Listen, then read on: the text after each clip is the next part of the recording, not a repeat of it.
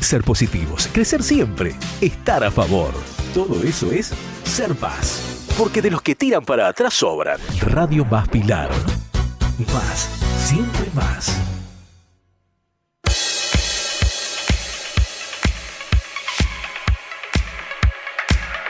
Todo Auto enciende motores y pone primera. Conduce Emilio Heymans. Escucha todo sobre el mundo automotor. Idea y producción Emilio Heymans. Bienvenidos a Todo Auto.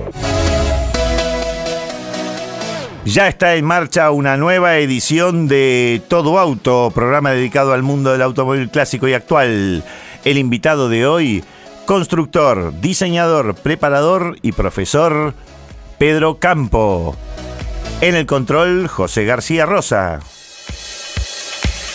Acompañan a Emilio Heymans en Todo Auto. Norberto Salpietro. Tapas de cilindros, clásicos y deportivos. Servicio, reparación y desarrollo. Mail salpietrotapas@hotmail.com. Teléfono 4523-3382. Vintage Garage de Carmax SRL. Restauración de autos de colección. Chapistería y repintado automotriz de vehículos de alta gama. Teléfono 0230 447-2500. Vieja Ruta 8, kilómetro 49,5. Pilar. Ruata Motors. Mecánica en general. Especialidad Mercedes-Benz. Ruta 8, acceso Pilar. Kilómetro 50. Turnos al 011 15 58 43 79 79. Este programa tiene imagen a través de nuestra página en Facebook, Todo Auto. Todo lo que aquí conversamos podés verlo en imágenes, seguirlo por nuestra página en Facebook. También nos podés escuchar los 365 días del año, las 24 horas, en nuestro blog, todoautoargentina.blogspot.com.ar. Cuando estamos en el aire, nos escuchás por FM 88.9 Radio Más Pilar. También podés hacerlo por internet, www.radiomaspilar.com.ar. Y si no, en el celular podés bajar la aplicación TuneIn Radio Más Pilar. Para comunicarte con el programa, 0230-466-4465, WhatsApp 5621-2030. Los estudios de Radio Más Pilar están en Bolívar 742, provincia de Buenos Aires. Bien, y primero, antes de empezar el programa con Pedro Campo, me voy a hablar un ratito con Lucas, nuestro navegante habitual, que hoy no ha venido porque va a empezar un nuevo camino. Lucas, ¿cómo estás? ¿Estás del otro lado? Sí, Emilio, ¿cómo va? Bien. ¿Cómo andamos? ¿No venís más? ¿Qué pasó?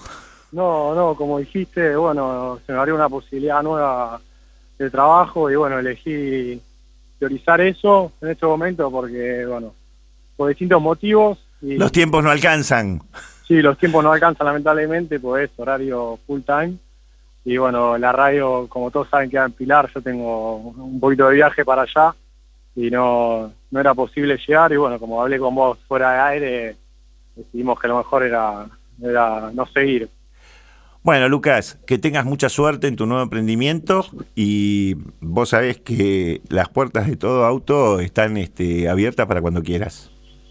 Sí, bueno, muchas gracias, Emilio, por todo lo que fue el programa. Y bueno, a todos los de la radio ahí también pasamos muy lindos programas. Bueno, al menos lo pasaste bien, ¿te divertiste? Sí, aprendí muchísimo de lo que es radio, de lo que es auto, que también me gusta mucho. Y bueno, lamentablemente tuve que tomar esta decisión porque lo disfrutaba y semanalmente era un lindo momento que pasábamos en la radio. Nosotros somos privilegiados, venimos a trabajar pero nos divertimos en lo que hacemos y eso es un privilegio para mí, ¿no es cierto? Creo que para vos también. Sí, para mí era eso, así que bueno, por eso es que lo disfruté tanto.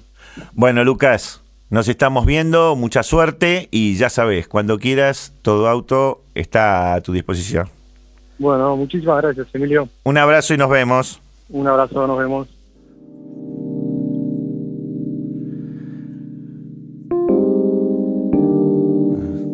Bueno, iniciamos nuestra charla con Pedro Campo, diseñador, constructor, preparador y profesor en el Instituto Tecnológico de Buenos Aires. Bienvenido, Pedro Campo, a Todo Auto. Hola, mucho gusto. muchas gracias por estar presente. Y hablar con vos es una persona que tiene una trayectoria, pero vasta, desde los años, principios de los 60, hasta hoy, que seguís trabajando en proyectos. Y bueno, vamos a desarrollar un poquito toda esa historia desde un comienzo. Sobre todo que no comenzaste siendo, digamos, tu prioridad los autos, sino los barcos. Sí, al principio, como era así un chico, lo que más me interesaban eran los barcos, específicamente los veleros. Pero siempre también me gustaban los aviones. Pero lo que pasa es que con los barcos es, sobre todo barcos deportivos, ¿no? Es mucho más posible hacer todo el barco, es decir, diseñar todo el barco. Si son barcos, de hecho tenemos brillantes diseñadores en la Argentina, Frersi, Domato, en fin, hubo habido grandes diseñadores. Con autos de carrera en mi época los podíamos hacer una sola persona, Boreste, Pronello. Ahora, desde muy chico tuviste la pasión por el diseño. Sí, eso sí. Desde muy chico, cuando hacía aeromodelismo, me gustaba hacer modelos distintos, investigar, probar otras cosas. Hacía unos discos de cartón con cañitas voladoras haciendo tipo plato volador o algo por el estilo. Siempre me gustó hacer cosas un poco distintas. Siempre también un poco la tarea de investigación, ¿no es cierto? Sí, yo lo había llamado un juego. Yo no lo tomaba con mucha seriedad. Lo que pasa es que cuando vos estás metido en la cosa, y sobre todo si sos un chico, por ahí no te das cuenta de lo que estás haciendo, te estás jugando. La diferencia es que a mí me gustaba jugar con cosas que por ahí a muchos ni se le ocurre hacerlo, o porque no han estudiado, porque no saben o porque no les interesa directamente. Es la aparición del talento, ¿no es cierto? Es cuando uno empieza a aparecer el talento porque se dedica a lo que siente de adentro que le gusta. ¿Vos sabés y es lo que a uno lo hace diferente. Sí, pero yo te aseguro que hay muchísimo más talento de lo que se realiza. O sea, hay mucho más talento potencial, hay muchos más tipos talentosos que tipos que han logrado desarrollarlo, pero muchísimo, te diría 5 veces más. Lo que pasa es que se tiene que dar una combinación de cosas, entre otras cosas la suerte, el azar tiene una enorme importancia en la vida de alguien. Vos, de repente vos te das cuenta que naciste o te pusiste o alguien te puso en un lugar justo, en el momento justo. Y si hubieras estado, si yo hubiera nacido 10 años antes y me hubieran gustado los autos, imagínate vos en el turismo de carretera de los años 55, yo no tenía nada que ver, o sea, no me hubieran mandado a barrer el piso o a hacer el mate. Y en los automovilismos deportivos de la Argentina en el año 75, bueno, ya hubiera estado Pronello, Berta. En tu adolescencia terminás el colegio, te pones a estudiar ingeniería y ahí estabas en intenciones, no habías hecho nada hasta el momento. Sí, pero por distintas cuestiones me empezaron a gustar los autos y el tema de los barcos fue quedando para atrás. Y bueno, empecé la primera carrera, me gustaban las carreras de lanchas también que hacían en el lago de Palermo. Siempre me gustaban los fierros. La época que corría Matesius con la Old... Por ejemplo, y habían empezado las mojarras, ¿te acordás? Sí. O sea, la Argentina siempre fue un país muy fierrero. En mi barrio había un MG TC47, había un Alfa lindísimo coupé en la esquina de José Cubas y Avenida San Martín, en una fábrica de radiadores. Había autos muy lindos en la calle, se veían. No muchos, pero lindos. ¿Y esa inclinación a los autos cómo empieza? Me contabas que fuera del aire que te acercaste a las... al conocer a un gran amigo que tuve, que era Horacio Sperati, un gran tipo realmente. Y hablábamos y nos gustaban cosas parecidas, y él tenía una Bugatti. Y bueno, nos fuimos conociendo. Él me prestó muchas revistas, tenía una colección enorme de Road and Track, que para mí era una cosa maravillosa. Era la Biblia del momento. Era la Biblia del momento, una revista muy buena, de muchísima calidad. Era la mejor revista norteamericana. en ese momento. Road Más and allá Track de las revistas. y Mecánica Popular, me parece que eran las Sí, más... pero Mecánica Popular era mucho más general y mucho más superficial. O sea, Road and Track era una revista mucho más profunda y más seria y muy enfocada a los autos Sport y Fórmula 1 de la época. Más técnica tal vez. Sí, era todo técnica, que puede ser una revista de gran circulación. O sea, había seguramente en Estados Unidos, que yo en ese momento no las conocía, revistas de más nivel, pero yo no tenía acceso. Yo accedí a las revistas ya de ingeniería realmente automotriz cuando ingresé a ICA Renault, ICA en ese momento.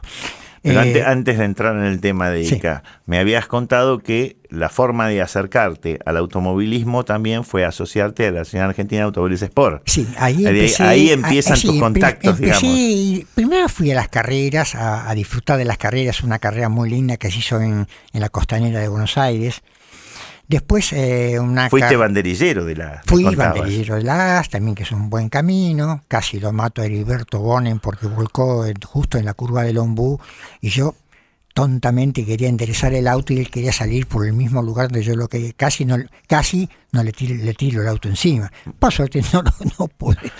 Me decías que allí conociste a gente como Jackie Forrest Green, a don Teodoro Álvarez Eguileta, don Segundo Sombra, ¿no es cierto? Sí, era la época de automovilismo completamente amateur y de tipos que les gustaba. Y bueno, así fue.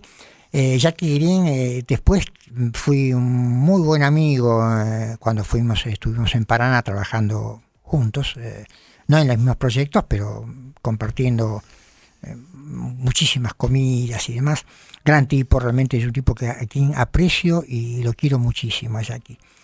Él está en España en este momento. Sí, hace unos días, en el programa anterior, hicimos los 60 años de Lotus 7, estuvo Richard Green, el hijo, sí, y estuvimos hablando un poco de todo eso. Gran tipo, realmente Jackie, un tipo fantástico. Sí, además, sí. El otro día estaba leyendo los recuerdos que había escrito Gastón Perkins de cuando hicieron la Londres México. Claro. Y cuenta historias asombrosas realmente. Bueno, no lo podemos traer a Jackie Forrest Green para que nos cuente un poco todo eso, pero se comprometió Richard a traer un poco todos los cuentos del padre acá al programa para hacerlos públicos. Pensá que Jackie era un tipo muy joven cuando lo contrataron para acompañar a la misión argentina a ir a correr con BRM. Así que conoce porque hablaba, por supuesto, inglés tanto mejor que el castellano. Más vale. Y con ese apellido y nombre. Sí, claro, además con la familia, el padre. Sí, ¿no? Por supuesto. Y bueno, así conoce el automovilismo argentino como poco realmente. Volviendo al tema de ahí tuviste oportunidad de hacer un auto porque había una categoría de microcupés.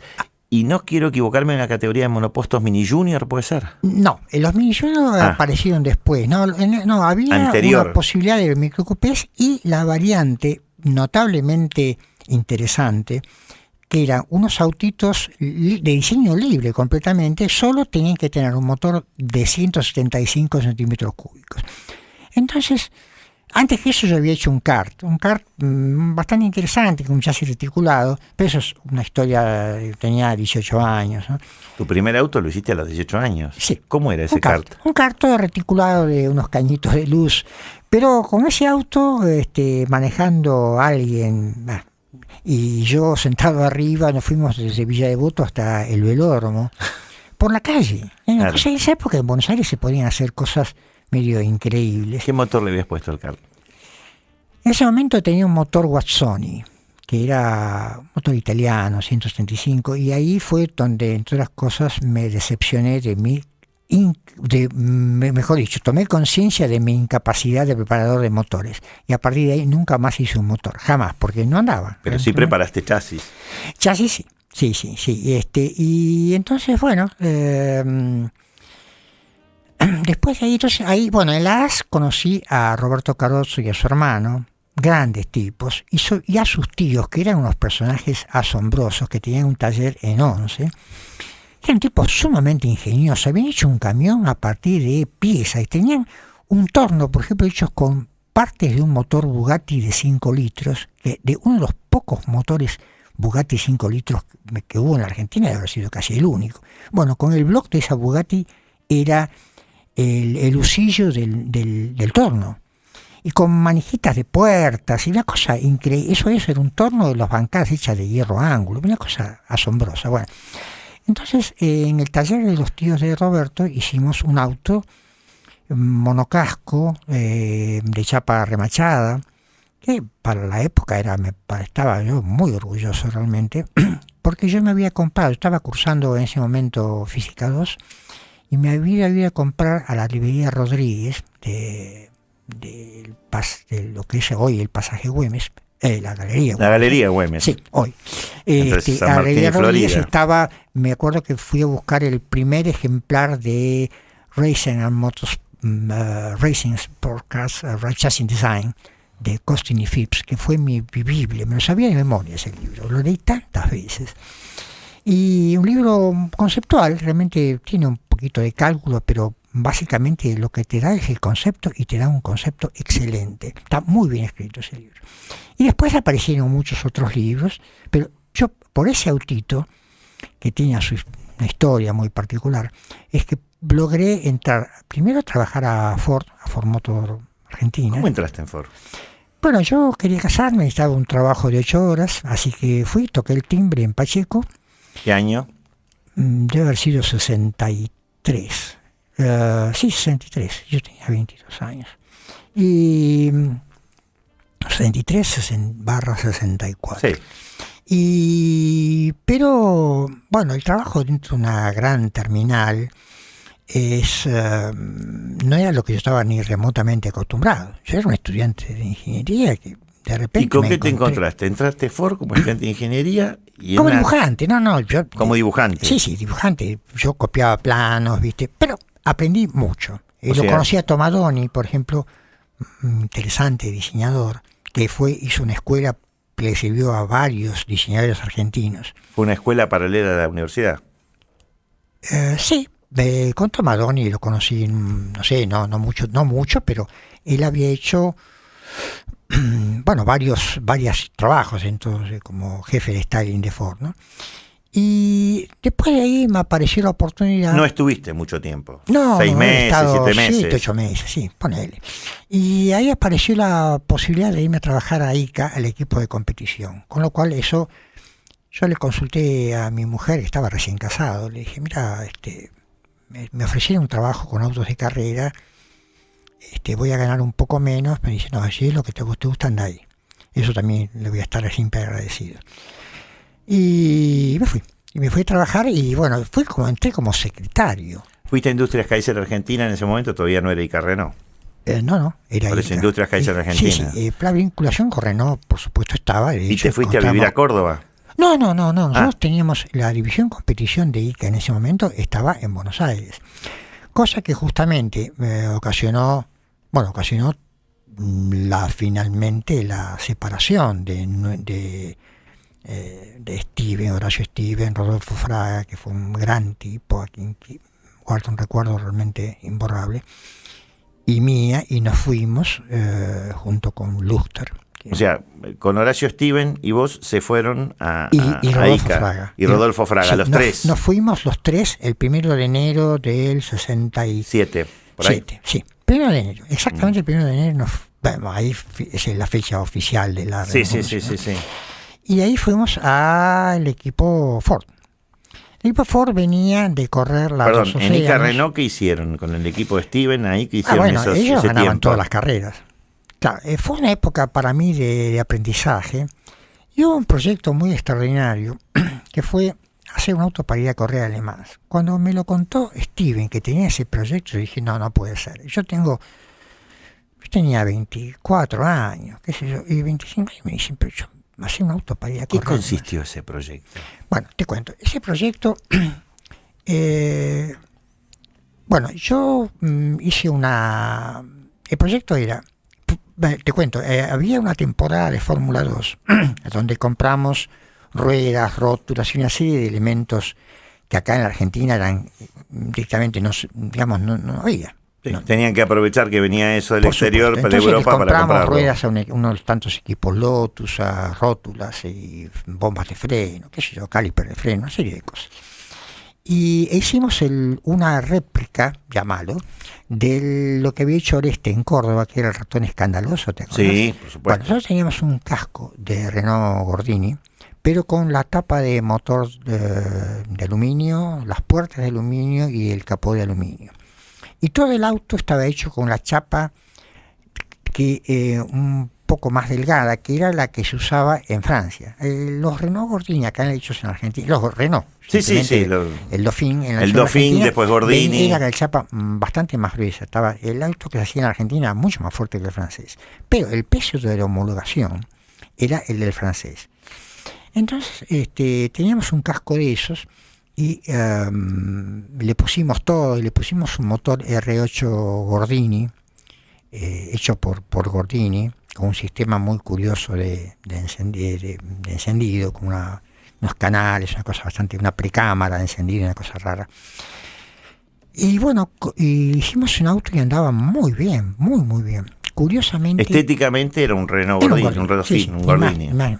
De acuerdo a lo que había hecho Oreste, que había producido una revolución. Sí, con el ratón escandaloso realmente. Sí. Hizo un shock enorme. Te imaginas que era un auto que doblaba muy bien, comparado con los turismos de carretera que doblaban muy mal. Sí, aparte chiquito. Claro, pero más que potente. nada era la agilidad, la buena distribución de peso, Claro. y un chasis que andaba realmente muy bien. Ratón escandaloso corrió siempre en autódromo, ¿no? Las veces que Sí, corrió, porque por no corrió supuesto. mucho tampoco. No, el auto era solo para correr en autódromo, yo Claro. corrí 2 o 3 veces nada más, Claro, pero por hizo eso. un desastre. Notablemente, yo estoy terminando una restauración de un auto muy famoso que nunca anduvo ni siquiera 1 metro, que es el Bisiluro Silver Fox, que tiene un motor exactamente así. O sea, es un Alpine 1000 centímetros cúbicos. No sé si se llama el Silver Fox, lo hizo la OSI, pero es un auto que estuvo parado, era una cosa que estuvo parada, no era un auto. Claro, pues cuando yo lo vi por primera vez hace 3 años o 4, sí, 3 años, estaba sin suspensión, así que tuve que rediseñar suspensiones, poner el motor. ¿El auto para competir en qué categoría, el Bisiluro? Bueno, va a competir en el Gran Turismo histórico, en el prototipo histórico, que iba probablemente correr alemán y demás. Ajá. Es un coleccionista europeo. Es un trabajo que hice. ¿Qué estás haciendo ahora en este momento? Sí, se está Es terminando. uno de tus proyectos actuales. Sí, en realidad el trabajo me lo delegaron, o sea, el trabajo lo hizo una empresa, pero me delegó la parte de diseño, de rediseño, una empresa con la cual tengo una relación muy buena, gente brillante realmente. Finalmente, el auto de Le Mans no prosperó. El auto de Le Mans no prosperó, el chasis. Yo había hecho una especie de Lola T70 en chiquitito, mucho más delgado, mucho más finito todo, pero en la base era un monocasco de ese tipo, sí, efectivamente. Y volvimos a Ford, después de eso. Y volvimos a Ford. Entonces, Horacio Steven hizo un contrato con Ford y en muy poco tiempo tuvimos que diseñar un auto que fue el prototipo Ford. Perdón, el equipo era de Steven, Esa fue una empresa que hicimos con Horacio Steven. Horacio Steven, Con Horacio Steven. y Rodolfo Fraga. O sea, eran los tres. Éramos los tres. Y había Yo un era el más director chico que por era. lejos. Era un director que era Horacio Steven. Sí, Fraga estaba en la parte mecánica. en la parte técnica y mecánica, sí. Y ¿Y yo tú? también. Yo pensaba estoy en la parte más de diseño. De diseño y chasis. Sí, y Fraga era la parte práctica. Fraga era el que iba a los autódromos, yo estaba en la oficina, yo dibujaba. Y voy al hueso. El prototipo Ford, ¿quién lo diseñó? Yo. Vos Sí. diseñaste el prototipo Ford. Sí. Y las decisiones técnicas de ese auto son mías.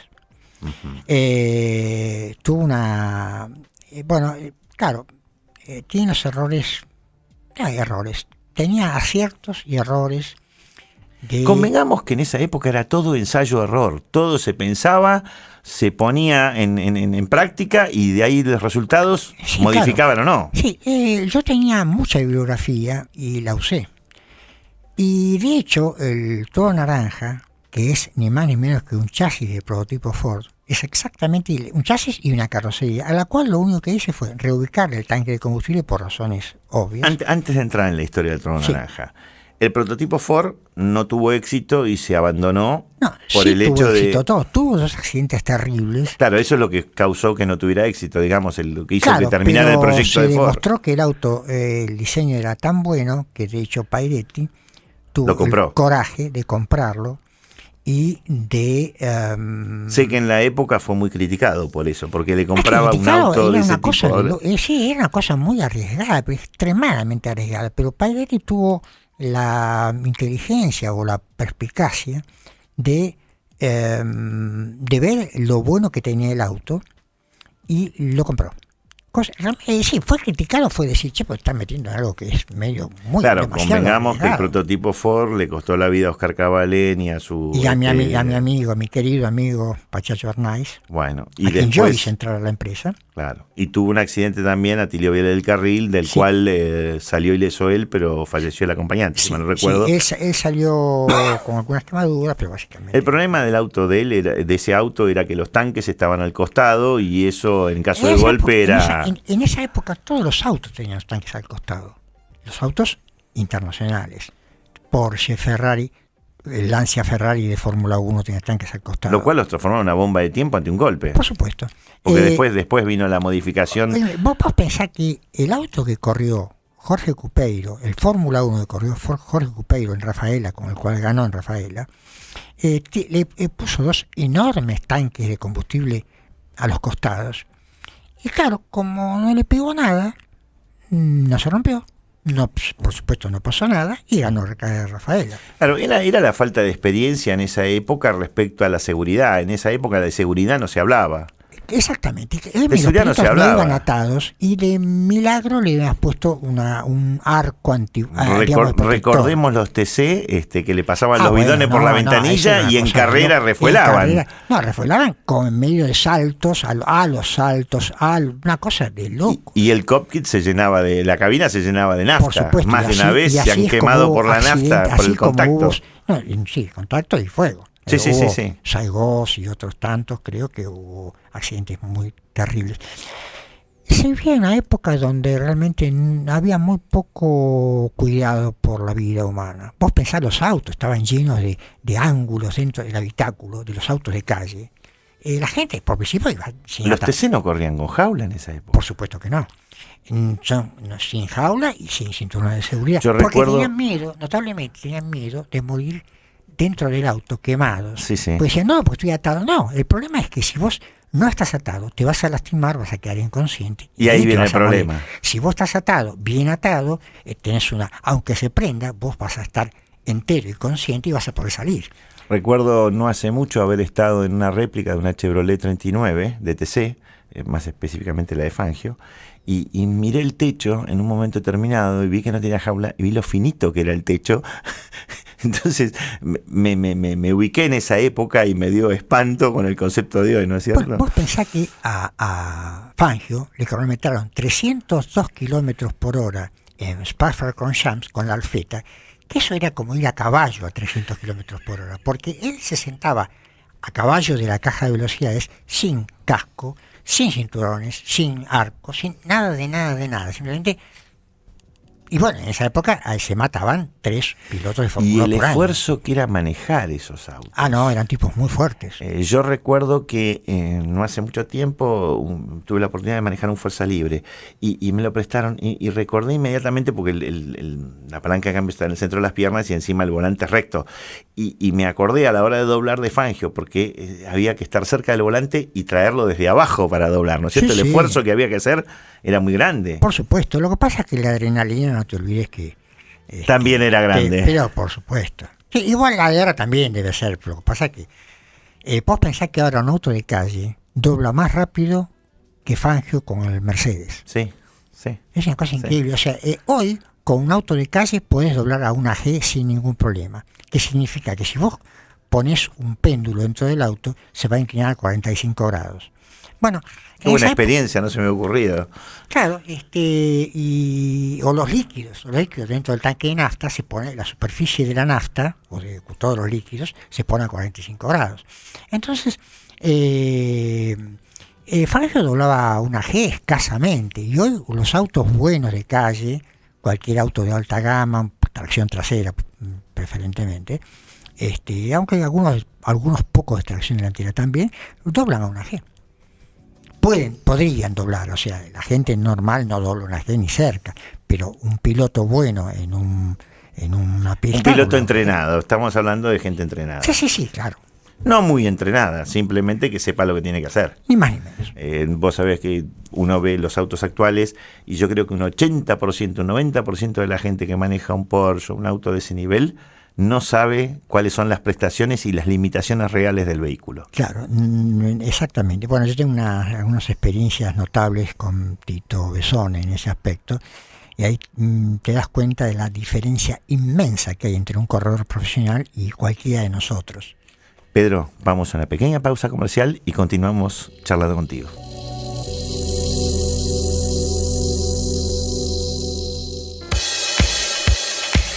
Acompañan a Emilio Heymans en Todo Auto. Norberto Salpietro. Tapas de cilindros, clásicos y deportivos. Servicio, reparación y desarrollo. Mail salpietrotapas@hotmail.com. Teléfono 4523-3382. Vintage Garage de Carmax SRL. Restauración de autos de colección. Chapistería y repintado automotriz de vehículos de alta gama. Teléfono 0230 447-2500. Vieja Ruta 8, kilómetro 49,5. Pilar. Ruata Motors. Mecánica en general. Especialidad Mercedes-Benz. Ruta 8, acceso Pilar. Kilómetro 50. Turnos al 011 15 58 43 79 79.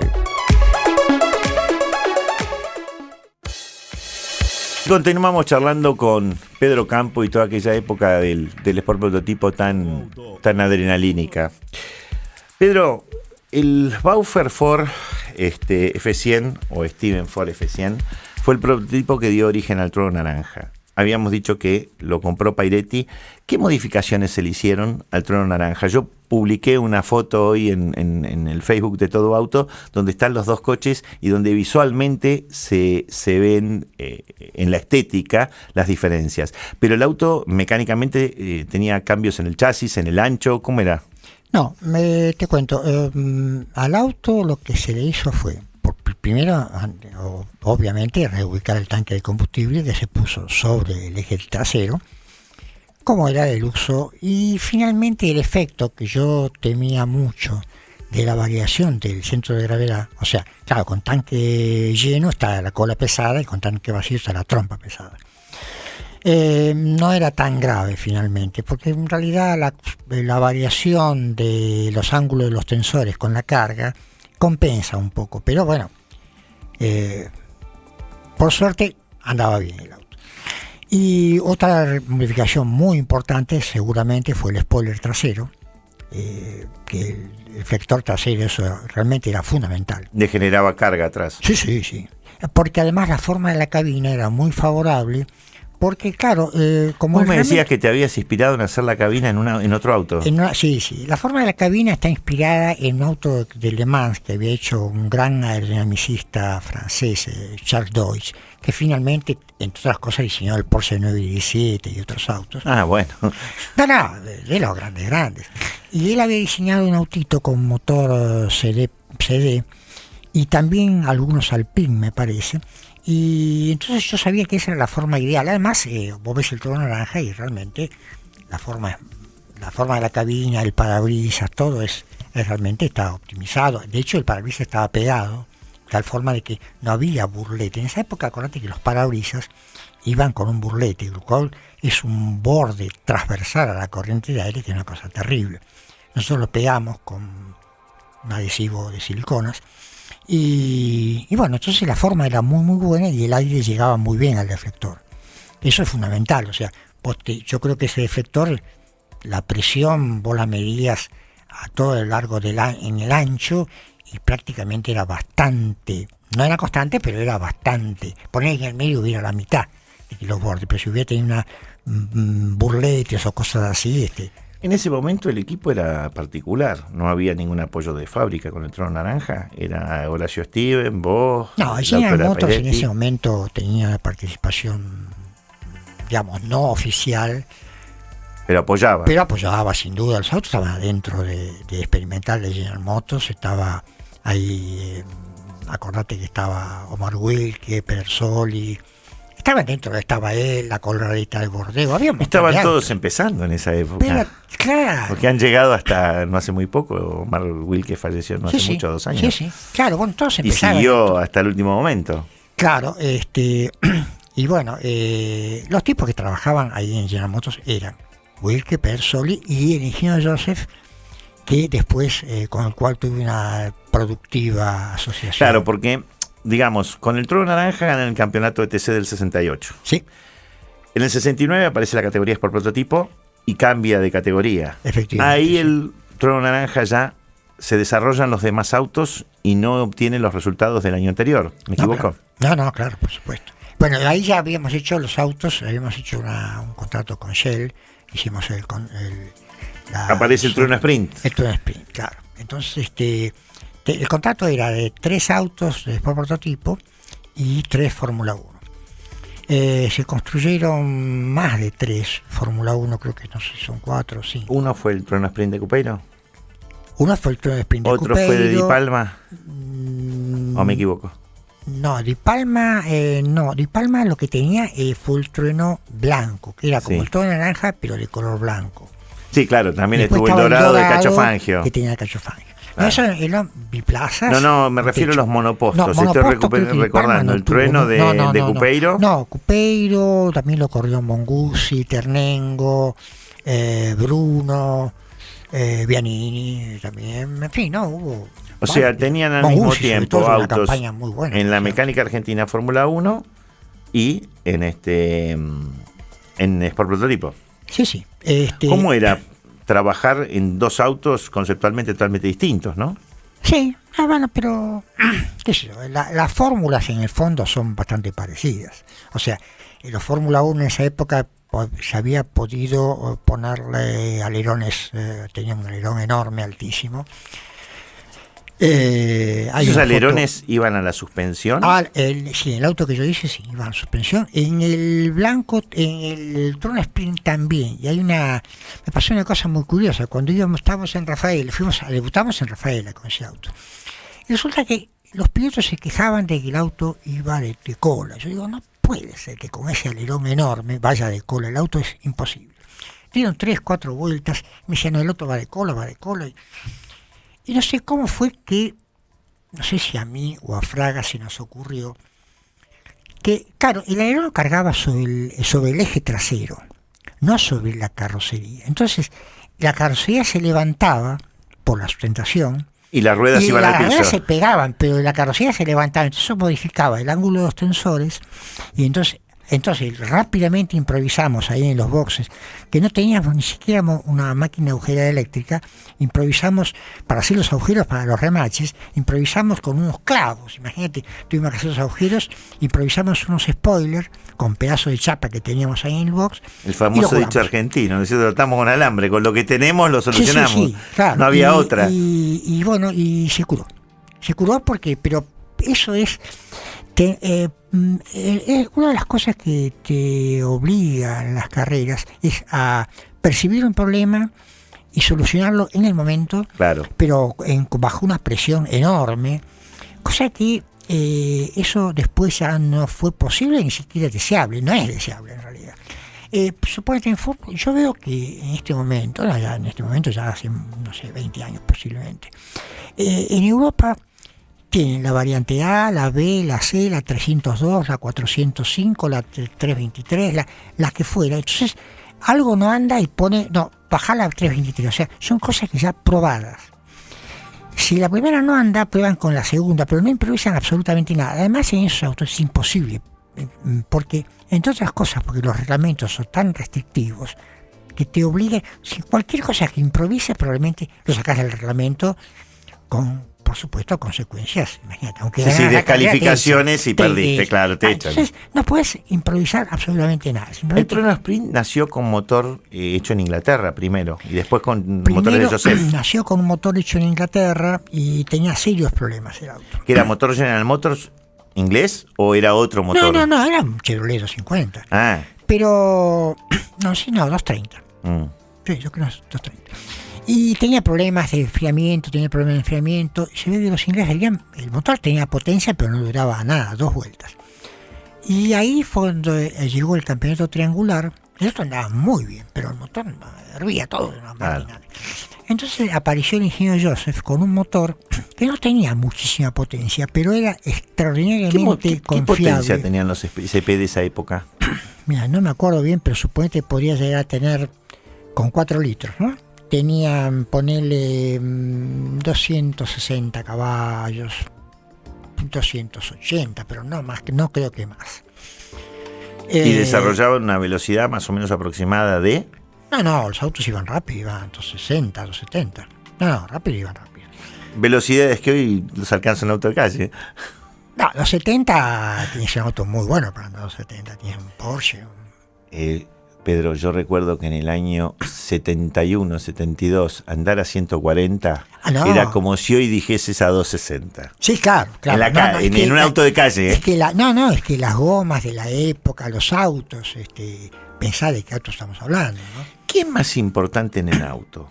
¿El chasis, el motor, las gomas, la aerodinámica? Bueno, en realidad todo pasa por los 4 parches de contacto de las gomas. Entonces lo que haces con el chasis, con la aerodinámica, es el chasis lo que hace es que apoye toda la goma y la aerodinámica hace que apriete mucho la goma.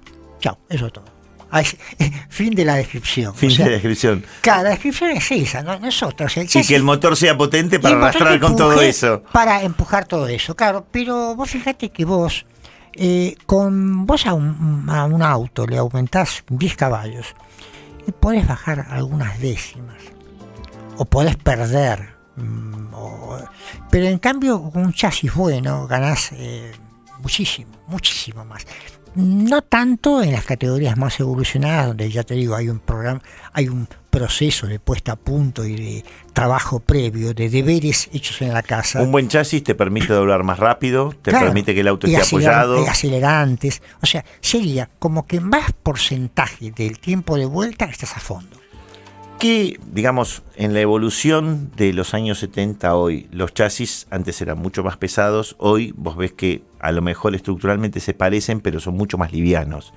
¿En qué se transformó todas las cañerías, por decirlo así, muy vulgarmente? Sí, no, te cuento. Los chasis reticulados, hechos de tubos tubulares, que se usan en algunas categorías, no en todas, se usan en los autos derivados de serie.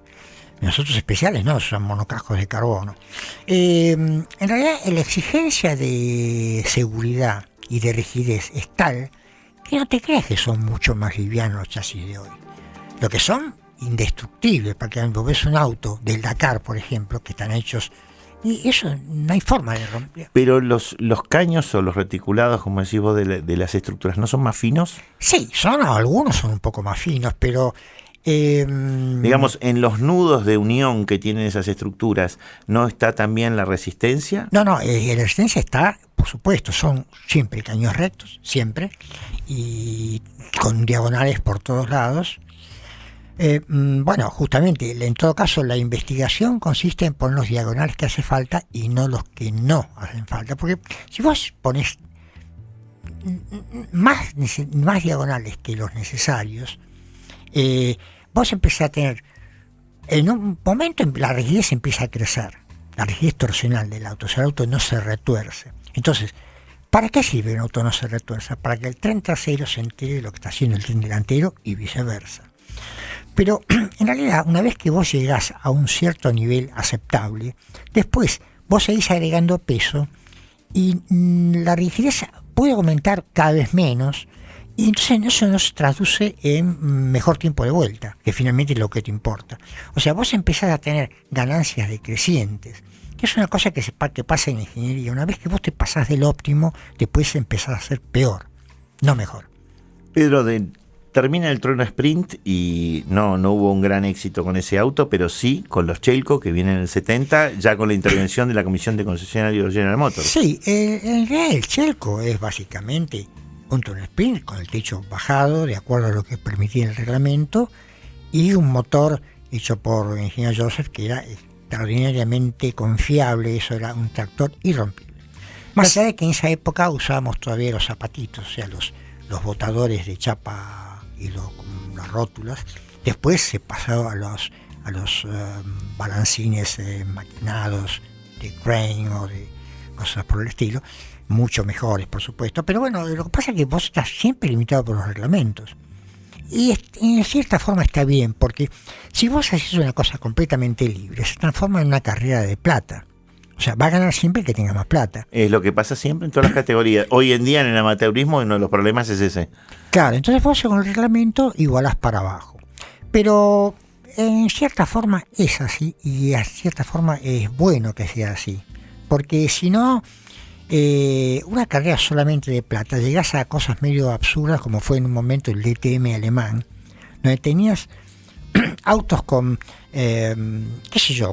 aletas que se movían, aerodinámica variable. Dentro del circuito, la configuración aerodinámica del auto iba variando de acuerdo a si estaba en curva, en recta, aceleración, frenado. O sea, esas cosas, con tracción integral a veces o a veces no. O sea, vos a un equipo de ingenieros capaces les das plata y te hace un robot que camina, qué sé yo. Pero si vos te das cuenta que los autos tienen que de alguna forma relacionarse con el auto de calle, y gran parte de lo que decíamos, que los autos de calle de hoy pueden doblar más rápido o tan rápido como los autos de Fangio, se debe a los progresos hechos gracias a los autos de carrera. Pero tiene que haber una cierta relación para eso. Ha habido mucho desarrollo de las suspensiones, ¿no es cierto? Sí, vos ves las suspensiones. Porque quizás mecánicamente no ha sido tan fulgurante la evolución como en los desarrollos de suspensión y neumáticos.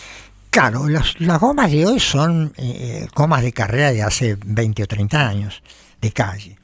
Vos ves el ancho, bueno, los dibujos, y las suspensiones multilink, ese tipo de cosas, hasta tenés que trabajar un rato por principio me costaba entenderlas. Lo que pasa que, entre otras cosas, hay un detalle que todavía no mencioné, y es la cantidad de libros que hay para leer. O sea, hoy casi que no hay disculpa para hacer un mal auto, porque hay tanto publicado. Cuando yo empecé no había casi nada. Había un par de revistas, la Automobile Engineer inglesa, la ATZ alemana y la revista de la SAE en Estados Unidos, y había alguna francesa que nunca la vi, y nada más casi. Y libros había 2 o 3. Hoy hay una cantidad de libros de chasis y de gomas y de amortiguadores y de todo que no te podés imaginar. Entonces, hoy no hay disculpas para hacer un auto malo, porque el que hace un auto malo es porque no leyó. Sigue habiendo más material en los libros que en internet. La gente que quiere empezar, porque viste que la juventud tiende mucho a internet. Y yo me he encontrado que hay muchos libros. Libros. A mí me han llamado a veces para hacer un trabajo de algo y me dicen, sí, no hay nada en internet. Pero están los libros, y yo lo tengo en libros, desarrollo. En todo caso hay libros en internet.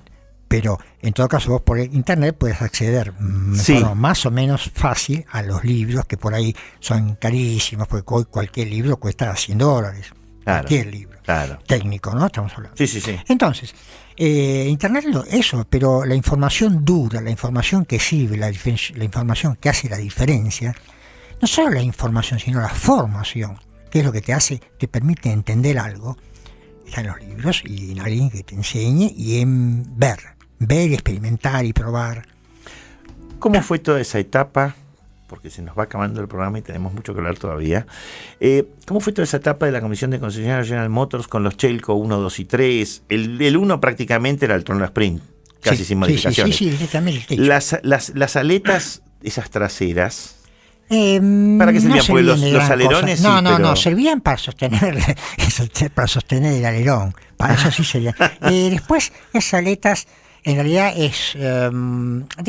por supuesto que algo sirven, pero es muchísimo más útil cargar las gomas que el efecto Porque direccional únicamente de la para salida. canalizar el viento, nada más. Sí, para eso sí sirve, claro. ¿no? Podrían Por para supuesto. canalizarlo. Sí, sí, no, el efecto de rigidez deriva de los timones no es muy poco. A estas velocidades no es poco. Con nada que ver con lo comparado con ponerle 20 kilos más en las gomas. Y ya evolucionando también estuviste con el McLaren de Pairetti, pero volviendo a Ford. Después sí, de eso. fue una cosa chica, eso fue porque hubo desinteligencias con la comisión del concesionario General Motors, no conmigo, sino con todo el equipo en realidad. Y don Jorge López, que era en ese momento el presidente, no quiso pagar lo que se pedía, o no dar el presupuesto que se pretendía. Entonces me contrató Pairetti para ir a hacer el McLaren, que era una copia fiel del McLaren hecho por Troya en Inglaterra. De hecho, el auto lo hizo un taller aeronáutico que yo conocía, y ahí fue y encargué que hicieran el auto, porque claro, un chasis monocasco hecho en serio, tiene remaches macizos, y para remaches que se ponen con una remachadora neumática. La gente que sabe hacer eso es la gente que ha trabajado en aeronáutica. Nada más, en otras cosas no se usa. Claro, en el automovilismo, En esa época no había nada. En esa época y hoy se siguen utilizando materiales aeronáuticos y conceptos aeronáuticos. Sí, sin duda. Claro, los autos, los aviones siempre estuvieron más adelante que los autos. En el Salón del Automóvil estaba una maqueta del Ford GT actual, y si vos te fijabas, lo mirabas de atrás, era el fuselaje de un avión con las alas que salían arriba del fuselaje enganchándose con los guardabarros del auto. Pero la canalización, ya sea para los frenos, para la sustentación del auto, era aeronáutica. Vos veías un avión. Sí, sí. Más allá del efecto suelo, que eso es un descubrimiento netamente automovilístico, que lo hizo. Bueno, hay patentes muy antiguas, en 1920 y pico, pero el primero que la puso en marcha fue Colin Chapman, por supuesto. Sí, con la Fórmula 1. Claro. Que era peligroso, ¿se acordás? Las famosas cortinitas. Sí, las colleritas, bueno, sí, era una cosa. Que claro, cuando se como trababan, el auto volaba, despegaba. Aparecía. Claro, bueno, ahí Jim Hall, que trabajaba con General Motors, con el apoyo de Jim Hall fue el fundador de Chaparral, ¿no? Era el dueño de Chaparral. El dueño de Chaparral, claro, por Jim eso. Hall era un excelente piloto de autos y de aviones también, y tenía un P-51 para pasear, ¿no? Un caza de la Segunda Guerra Mundial. Sí, recuerdo que los Chaparrales tenían alerón también en esa época. Sí, claro, ¿no? fue el primero. Y después hicieron Chaparral E, suelo. Chaparral F, ¿no? Claro, terminaron con la construcción positiva, o sea, digamos, el auto parado tenía un motor de 40, 50 caballos de 2 tiempos, que accionaba 2 ventiladores en la cola que chupaba desde abajo del auto. Con lo cual el auto doblaba, que era un infierno. Porque la ventaja que tiene Pero esos son los mismos ventiladores que después usó Alfa Romeo en la Fórmula 1, ¿te acordás? Brabham, perdón. Sí, pero no era Brabham Alfa Romeo en esa eso época. Lo hizo Gordon Murray. Bueno, Gordon Murray hizo un auto con un ventilador, no era el mismo, era el concepto del mismo. Disculpame, ¿no era Brabham Alfa Romeo en ese momento? Sí, era Brabham Alfa Romeo, perdón. Sí. Pero Alfa proveía el motor, pero el auto era Brabham, sí, pero el diseño del chasis era Gordon Murray, sí. Brillante, otro sudafricano, un diseñador inteligentísimo. ¿Terminó el Sport Prototipo? Sí. Y en el año 85, todo eso que tenías, acaparado, toda esa experiencia, la volcaste en un Dragón, que es un Sport Prototipo de 1672. No, es después, es bastante después. ¿Del 85? Sí, a mí me parecía, pero es muy en archivo vi el año 85. No. Me da que 95 más que 85, ¿no? No, y 2000 también. Ah. Sí, no. En esa época yo ahí empecé a trabajar en Fiat, en Sebel. Estuve en la parte de estudios y desarrollos, que es la parte de ingeniería, de diseño, y tuve a cargo la parte de experiencias, que es la parte experimental. Así que ahí hice algunos estudios de las suspensiones, hice un prototipo de una multicarga con chasis, pues la multicarga, aparte que era el 125 monocasco, sí. Pero pidieron desde Europa un estudio de un auto que se iba, de una pickup con chasis, con suspensiones delanteras con barras de torsión, que creo que iban a hacer en Sudáfrica o algo por el estilo, pero finalmente se hizo el prototipo, anduvo muy bien, la probé. Yo ya en esa época yo ya era piloto, así que y andaba, me divertía muchísimo en la pista de pruebas y ya volaba. Es mi pasión. Diseñaste un auto que hoy en día es una belleza. Y si no hablamos de él, la gente del registro Antic me va a matar. ¿Cómo nace el Antic? Y bueno, yo estaba en Fiat, ya había hecho unas cuantas cosas y ya estaba empezando a un poco a aburrirme de cierta forma. Estar en una gran empresa no es lo mío. Entonces apareció un gran tipo, Luis Gallino, a quien también tengo un gran recuerdo, y Luis quería hacer un auto. Entonces quería hacer un auto. Quería hacer un auto, sí, un auto sport, pero claramente no podía competir con... siempre sin un auto de baja serie. Pero no sabía bien qué hacer. Entonces a mí se me ocurrió que había que hacer un auto que ya de entrada estuviera pasado de moda. Y a mí me gustaban mucho los MG, los autos clásicos de preguerra o inmediata posguerra. Entonces junté muchísima bibliografía, muchísima, gasté bastante dinero en libros, que es la plata mejor gastada. Seguro, no hay duda. Sin duda. Y diseñé autos que sí, el chasis resumía mucha experiencia de los autos que hice de carrera, y la carrocería fue un experimento, porque yo las carrocerías que había diseñado, por ejemplo el Turbo Sprint, esas cosas, estaban con consideraciones aerodinámicas solamente. Acá la aerodinámica no tenía ninguna importancia en la cuestión estética, y salió bien. Estoy muy orgulloso de eso, y de hecho Gustavo Fosco... 107 unidades. 107, sí. Gustavo Fosco, que era un gran amigo mío, de cual tengo un gran recuerdo, siempre me dijo: Pedro, es un muy lindo auto. Jorge Ferreira Baxo también me dijo que era un lindo auto. Él me dio una indicación sobre la inclinación de la línea media del capó. Me dijo, el capó inclinado no, tiene que ser horizontal. Lo cambié 2 grados y cambié el auto. Le hice la trompa un poco más alta y el auto tomó mucho más importancia. Eso lo hizo Jorge. Y también Jorge Arcuy algo me dijo. ¿Y la construcción del auto quién la hizo? Porque vos hiciste todo el diseño. Y Alain hizo Alain es un gran carrocero, grande, de los mejores seguramente. Y sigue entonces, trabajando hoy en día. Sí. Y entonces él hizo la carrocería con frega, con todas las herramientas del oficio. Como trabaja Alain. Muy linda. Sí, muy bien, sí. Y bueno, y ahí quedó. No quiero terminar el programa sin hablar de tus proyectos actuales.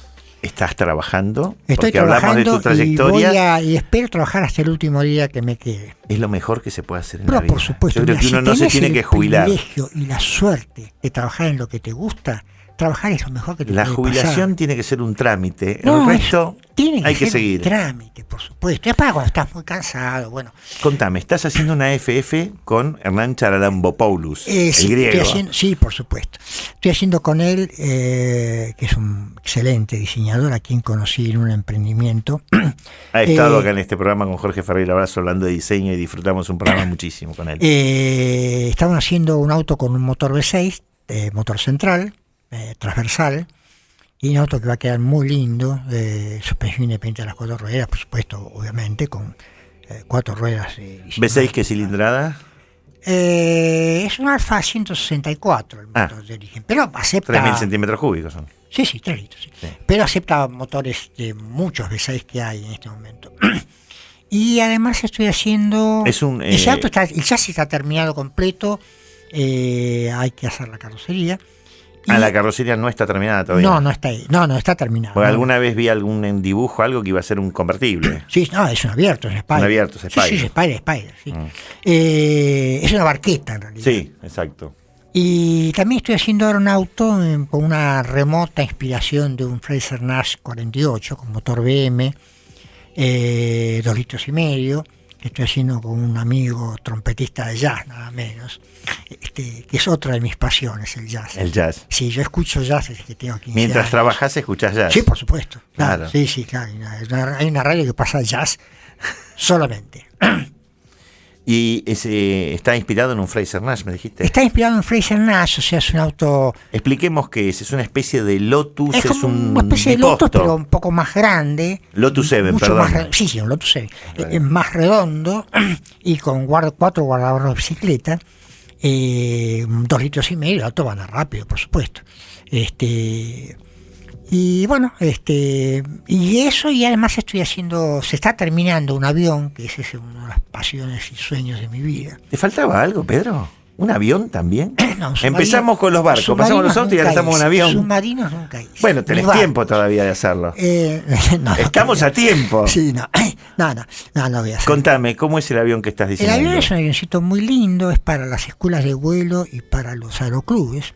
Es un biplaza de lado a lado, todo remachado metálico, naturalmente, aluminio aeronáutico con motor Rotax 4 cilindros, enfriado por aire, los cilindros y las tapas por agua, motor Boxer, muy lindo motor, precioso, una cosa austríaca, cara, pero bueno, espero que de ese avión se tenemos todavía varios. Un tiempo, está en desarrollo. Mirá, el chasis, la estructura está terminada completamente. En este momento está en Sunchales, provincia de Santa Fe, que es de donde es el grupo que bancó el proyecto. Y espero que le vaya muy bien al avión y a mí y al grupo. Y lo podamos vender rápidamente y tengamos un avión hecho por Pedro Campo. Caramba. Y bueno, cuando vea volar ese avión se me van a caer unos lagrimones. Me vas a invitar, me imagino, ¿no? Explicar. Quiero estar ahí. Pero por supuesto que sí, claro. Pedro, muchísimas gracias. Ha sido un honor tenerte en Todo Auto.